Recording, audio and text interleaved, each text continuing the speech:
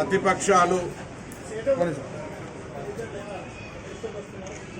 రైతాంగాన్ని కన్ఫ్యూజన్ చేసేటువంటి ఒక ప్రక్రియ స్టార్ట్ చేశారు కాబట్టి తెలంగాణ రైతాంగానికి, అందులో ముఖ్యంగా హుస్నాబాద్ శాసనసభ్యుడిగా హుస్నాబాద్ నియోజకవర్గ రైతాంగానికి కూడా మీరెక్కడ ఆందోళన చెందొద్దు, రైతు రుణమాఫీ పూర్తిగా అందరికీ చేస్తామనే మాట మనం చేస్తాం.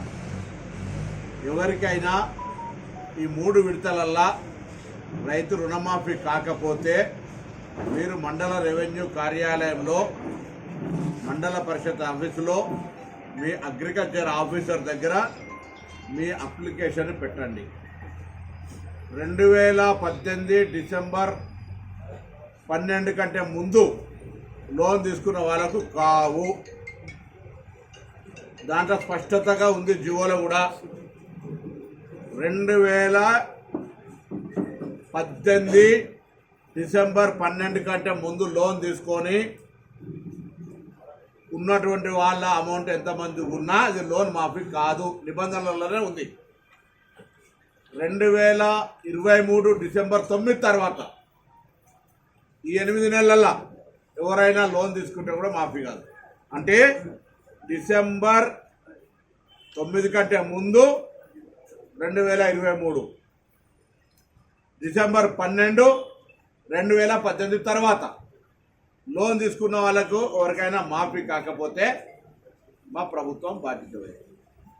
ఇందులో ఏమైతుంది, ఉదాహరణకు హుస్నాబాద్ సింగిల్ విండోలో 4000 మంది సభ్యులు ఉన్నారు. 4000 మంది సభ్యుల అప్పు తీసుకున్నటువంటి వాళ్ళు 900 మంది మాత్రమే. మిగతా వాళ్ళు వేరే బ్యాంకులలో అప్పు తీసుకోవచ్చు. ఉదాహరణకు నేను ఒక బ్యాంకు గురించి చెప్తా ఉన్నా, మీరు పొద్దున కూడా ఇక్కడనే ప్రెసిడెంట్ ఉన్నాడు, వెరిఫై చేసుకోవచ్చు. హుస్నాబాద్ సింగిల్ విండో కింద 4000 సభ్యులు ఉన్నారు, రైతులే. అందులో 900 మంది మాత్రమే క్రయ విక్రయ లోన్లు తీసుకొని ఎలిజిబిలిటీ వచ్చారు. అలా 70% పైన లోన్లు మాఫీ అయినాయి. మిగిలినటువంటి వాళ్ళు 2 లక్షల పైన ఉన్నటువంటి వాళ్ళు, 2 లక్షల పైన ఉన్నటువంటి వాళ్ళకి సంబంధించి మేము ముందు నుంచి చెప్తాను, 2 లక్షల లోపల ఉన్న వాళ్ళకి లోన్ మాఫీ చేస్తామని. 2 లక్షల పైన ఉన్నటువంటి వాళ్ళ ఇవన్నీ ఫిర్యాదులు తీసుకొని వాళ్ళందరూ కూడా చేస్తాం. ఓకే, మేము ముందు నుంచి మేము ఎక్కడ కూడా అబద్ధం కానీ ₹1,00,000 మొదటి 5 సంవత్సరాల టీఆర్ఎస్ 5 సార్లు ఇచ్చి రైతులకు వచ్చిందా రాలేదు, బరకతుందా లేదనే విధంగా లోన్ మాఫీ చేసిరా చేయలేదా అనే పరిస్థితుల్లో వాళ్ళ పరిస్థితి ఉంటే దాని తదుపరి కూడా ప్రకటించింది లోన్ మాఫీ ఏ విధంగా జరిగింది జరగలేదో యావత్ తెలంగాణ రైతులకు తెలుసు. టీఆర్ఎస్ పార్టీ లోన్ మాఫీ యొక్క విధానం ఏ విధంగా రైతులకు న్యాయం జరగలేదని తెలుసు. ఇవాళ మేము ధైర్యంగా 1వ దశలో ₹1,00,000 లోపల అన్నాం. దాని ప్రకారంగా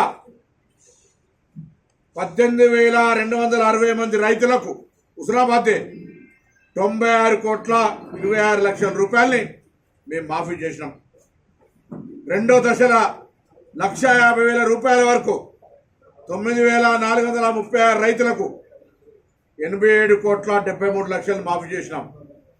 దాని తర్వాత 3వ ఫేజ్ కింద 7,186 మందికి ₹85,06,00,000 మాఫీ చేసినాం. మొత్తంగా ఈ నియోజకవర్గంలో 34,882 మంది రైతులకు హుస్నాబాద్ నియోజకవర్గానికి ₹269,06,00,000 రుణమాఫీ అయింది. నేను చెప్తాను ఇందులో ఉదాహరణకు హుస్నాబాద్ కోఆపరేటివ్ సొసైటీలో 4,000 మంది లోన్ తీసుకుంటే ఎట్లయితే 4,000 మంది సభ్యులుంటే 9,900 మంది మాత్రమే లోన్ తీసుకున్నారు. ఈ నియోజకవర్గంలో దాదాపు 1,00,000 మంది రైతులు ఉన్నారు. అందులో 60%, 70%, 50% లోన్ తీసుకున్నారు. లోన్ తీసుకున్న వాళ్ళ కొంత కేటగిరీ 2018 కంటే ముందున్నారు, కొంతమంది 2023కు ముందున్నారు, కొంతమంది 2 లక్షల పైన ఉన్నారు. ఈ 3 కేటగిరీలలో 2018కి ముందున్నటువంటి డిసెంబర్ కటాఫ్ ముందున్న వాళ్ళకి మేము ఇస్తామని చెప్పలే, మా ఎన్నికల మేనిఫెస్టోలో లేవు. 2000 మేము ఏదో ఒక కటాఫ్ డేట్ పెట్టుకోవాలను, మా ప్రభుత్వం అధికారంలోకి వచ్చి 7 తారీఖు నాడు మంత్రివర్గ ప్రమాణ స్వీకారం చేసినప్పటికీ 9 నాడు బస్సు ఫ్రీ ఎట్లా పెట్టినామో అదే రోజు కట్ ఆఫ్ డేట్ పెట్టుకొని దాని వరకు ఉన్నటువంటి లోన్లన్నీ మాఫీ చేస్తా ఉన్నాం.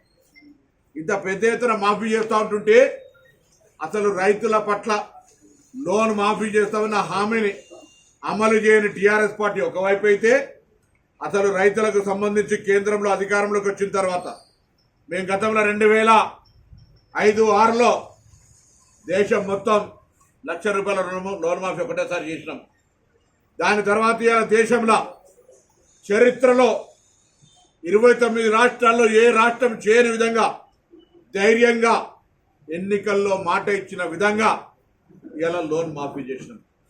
ప్రశంసించాల్సిన వాళ్ళు విమర్శిస్తూ ఉన్నారు, విమర్శించాల్సిన వాళ్ళు ఇద్దరు కలిసి విమర్శిస్తూ ఉన్నారు. బీఆర్ఎస్ టీఆర్ఎస్ వాళ్ళు ఇద్దరి గొంతు ట్యూనింగ్ సాంగ్ డ్యాన్స్ అంతా కూడా ఇద్దరు ఒకటే ఉంది. దీన్ని బట్టి రైతులు అర్థం చేసుకోండి.